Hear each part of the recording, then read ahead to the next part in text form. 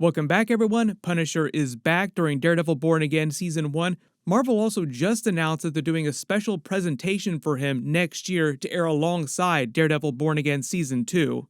So they're basically doing another Punisher movie, it's just going to be on Disney Plus instead of a theatrical movie. It seems like it has been so long since Marvel has tried to do a Punisher movie. Remembering Ray Stevenson, may he rest in peace. We even just saw Jon Bernthal hanging out with Thomas Jane, the other previous Punisher who did a Punisher movie back in the day. Would it not be crazy if they brought him back for a cameo scene in his new Punisher special presentation, either as a different character or as a multiverse Punisher? I don't think it's going to be crazy multiverse like that, but we'll break it all down. Looking at you, Marvel, if you're not going to bring him back for Avengers Doomsday, this is your opportunity to do something real special. If you're brand new to the channel, we're in the middle of Daredevil Born Again episodes. Be sure to subscribe to get everything. Punisher is a main character this season. In the way they explained his new special presentation movie, the story will be him dealing with some loose ends that are left after the end of Daredevil Born Again Season 1. They didn't say exactly when it would release next year, only that it would release alongside Daredevil Born Again Season 2. So I don't know if that's going to keep him from being in Season 2, because originally I thought that he was going to come back for Season 2, but now because he's doing this special presentation, he might just be busy filming that. Currently, they are in the middle of filming Daredevil Born Again Season 2, like they literally just started a couple days after the new season started airing. And during Season 2, most of the Defenders are also supposed to return in some fashion from the Marvel Netflix series. I only knew about Jessica Jones before this, but now streets are saying that both Luke Cage and Iron Fist are going to be back in Season 2 as well. The head of Marvel TV makes it sound like Elektra and maybe more characters will be back for Season 3. We'll see about that. They haven't renewed the show for Season 3 yet, but it sounds like they expect to do that. Like unofficially, they've renewed it, and they're going to wait till after Season 1 comes out to officially renew it for Season 3. This is what we get, isn't it? Forever thinking we can make it work. It has been a minute since I've watched Daredevil Season 2, but I don't recall that Frank Castle's Punisher ever got any crossover scenes with Elektra during that. They just kind of treated those arcs as completely separate parts of the show. Like they went from the Punisher arc to the Elektra arc with the hand, and then brought Punisher back for the very end of that. But they did feature both of them with Matt in all the promos, though, so it did make it seem like they were all three going to be teaming up at the same time, and they kind of did, but not till like the very end and not in the way that you would expect. This is what Jon Bernthal had to say about the new movie. I care very deeply about Frank. I'm really grateful that I'm getting the opportunity to tell the story that I think the fans deserve. Look, we're giving it our all, and I think we're trying to tell a Frank Castle story that we're going to turn our back on the audience. It's not going to be easy. It's not going to be light, and I think it's the version that this character deserves. And I'm just beyond honored and grateful that we get the opportunity. Look, it's going to be dark. It's going to be, Frank has no interest in sort of breaking out of the darkness. There's not going to be, it's not going to be easy. So I don't know if that's the Netflix tone, then that's what it's going to be. I think that, I can't say too much about it, but yeah, it will not be, it will not be Punisher light. I promise you that. Yeah. Love how he's saying how hard it's going to go. Like, we're not going to be Punisher light. That might be a reference to his time during Daredevil Born Again Season 1, but that's also meant to be rated R, like TVMA for TV, so it's not like they're holding back that much. But I think part of the idea is they can't drill down too deep into what you would consider classic Punisher, because so much of it is meant to be Daredevil's storyline. Jon Bernthal is a credited writer on it, and a lot of people thought that his teaser that he posted to Instagram here was a hint as to what the story would be based on from the comics. It's actually a picture of Punisher number 53, released in 1991. It's part of a storyline called The Final Days and followed Kingpin as he sets out to finally break Punisher. And after initially being forced to help Kingpin, the Punisher was sent to jail where he had a violent reunion with his old enemy Jigsaw from the Punisher Netflix series we saw during Season 1 and Season 2. He winds up barely crawling out of that event alive, and then has to wrestle as to how he's going to live his life going forward. Like, does he want to be the same way as the Punisher he's been in the past? Does he want to reform? Does he want to be a different kind of Punisher? We are not good people, Frank. You can also feel how that comic book story feels similar to Kingpin's storyline in Daredevil Season 1, going after the Vigilantes. Also a bit of a callback to them back in prison during Daredevil Season 2, like them going at each other in prison. That part of Daredevil Season 2 is some of the best stuff they've done on TV next to Daredevil Season 1. I still think that Daredevil Season 1 is peak, but the Punisher parts of Daredevil Season 2 also peak.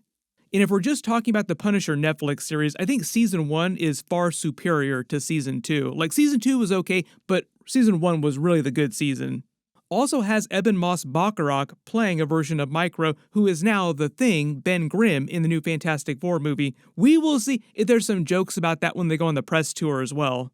Just because Marvel is betting so heavily on the Fantastic Four becoming really, really huge characters in the future of the MCU just in general after the Fantastic Four movie and beyond Secret Wars, not expecting Micro to come back. One of the other connections between Daredevil Born Again and this Punisher special presentation is the showrunner of Daredevil Born Again, who came on, like they brought him from the Netflix series to help reboot the reboot of Daredevil Born Again, is actually the producer of the original Punisher Netflix series. He has been hyping up Punisher a lot during this new season. But when they say the Punisher special presentation movie is him picking up the loose ends that he leaves at the end of Born Again Season 1, it sounds like that has something to do with the dirty cops who seem like they're part of a gang within the police working together. Like there might be something larger that they're tied to that he uncovers while he's figuring all this out. You also notice in his lair where Matt goes to find him, he has these full-on Charlie Day meme conspiracy boards in the background. I think that's mostly related to the evil group of cops that we're learning about right now, but there might be larger things that he uncovers as part of that conspiracy. That group could be tied to what Vanessa Queenpin is doing, Kingpin's former organization, or they could just be their own separate thing inside the police, like just a bunch of officers who wanted to use their power for their own personal gain, and they're just acting like any gang would act, but also using all their powers as police during the light of day to do whatever they want. There are a couple of you that also asked me about the specific tattoos that they had, like it's a combination of the Punisher logo and the American flag, but some of you also think that the flag is based on the designs of the flag that a lot of armed servicemen wore during Iraq and Afghanistan. That's from a poem about a bunch of guys got their asses handed to them on the back of bad intel, right? That's actually the war that John Bernthal's Frank Castle fought in before he became the Punisher. If you haven't seen the original Netflix Punisher series, they get into his military history during Season 1 because the main villains of the season are all directly tied to his military squad. For those of you asking why are they doing a Punisher movie straight to Disney Plus special presentation style instead of doing a theatrical movie or just doing Punisher Season 3, because Daredevil Born Again Season 1 is kind of like Daredevil Season 4 because it's all canon to the Netflix series, so why not just do Punisher Season 3? My assumption is that it's Marvel sort of dipping its toes in the waters, testing out whether or not the market for their Disney Plus stuff can bear a new Punisher series or more theatrical Punisher stuff.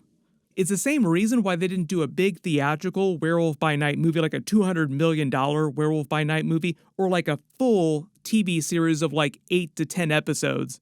The budgets for most of their big TV series that require a lot of special effects, either practical or visual effects, or their big budget movies, typically start between $150 million at the bottom of the barrel and go all the way up over $250 million in a lot of cases. For example, the Marvels movie, which they did a couple years ago and bombed at the box office, actually cost them over $300 million to make after the tax credits they got. So before the tax credits, they had to spend $370 million making the Marvels movie.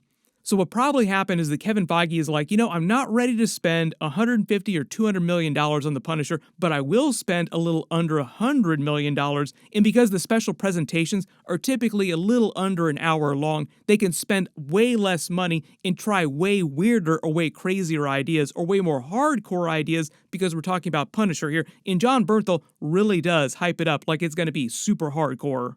But if you remember, the original Punisher movies, like the Thomas Jane Punisher movie back in the day, only cost $33 million, even though it was viewed as a disappointment at the box office. In the same thing with the Ray Stevenson Punisher Warzone movie, it only cost $35 million for them to make, so it was way easier for them to eventually make their money back on it.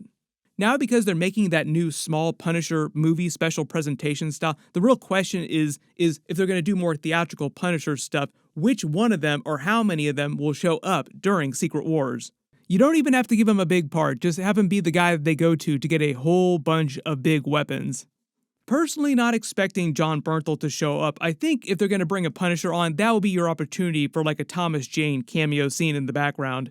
Punishers, 18-4. Which Punisher? There's been like 5 of them. Which also includes Dolph Lundgren's version of the Punisher from way, way back in the day, for those of you wondering how they got to 5 versions of the Punisher. Like, wait a minute, which 5 is he talking about? To hit that 5 number, he was also probably talking about the animated voiceover versions of the Punisher too. And interestingly enough, Ray Stevenson also did an animated version of the Punisher too after he did Warzone.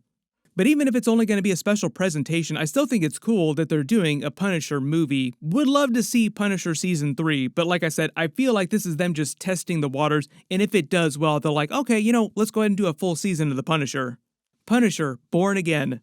One of the funnier things about them bringing back all these Marvel Netflix characters, like them basically redoing Marvel TV at Marvel Studios after they fired all the Marvel TV people because they thought that they could do it better, is that now they also have the opportunity to correct some of the mistakes or things that they never got the chance to do on the Netflix series, like a big Heroes for Hire series with Luke Cage and Iron Fist, if you're talking about other series for them to do. I am sure the minute that Jessica Jones comes back in person like you see her on screen, there'll be talk about her doing another season of Jessica Jones in some way or like some other TV series.